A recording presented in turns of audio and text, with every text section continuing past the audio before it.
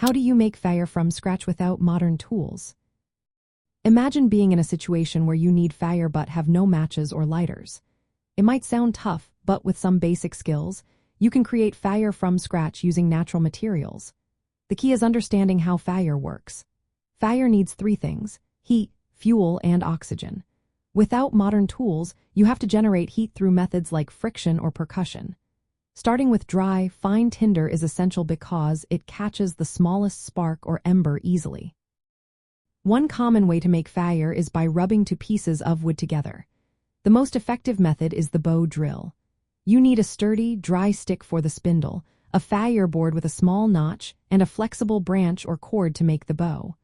Wrap some cord around the spindle, place the tip in the notch, and saw back and forth with the bow. This creates friction heat that eventually produces a small ember. It takes practice to get the technique right, but once you do, it's a reliable way to start a fire.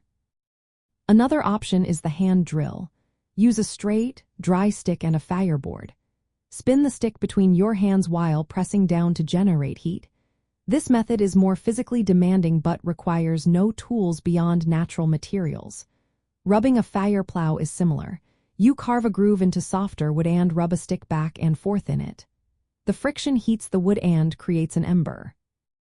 Percussion methods involve striking stones together.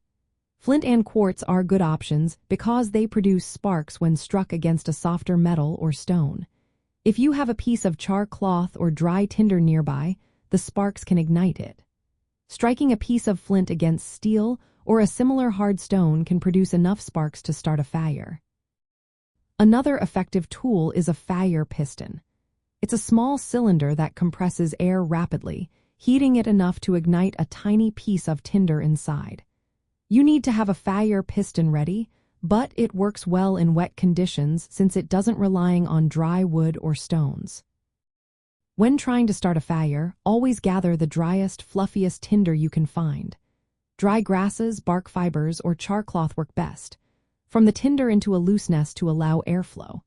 Once you see a small ember, gently blow on it to grow it into a flame. Practice these techniques before you need them in an emergency. Carry multiple fire starting methods, like a bow drill, flint and steel, and a fire piston to be prepared.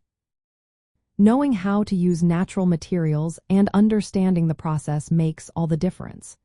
With patience and practice, you can create fire from scratch and keep yourself safe and warm in any survival situation.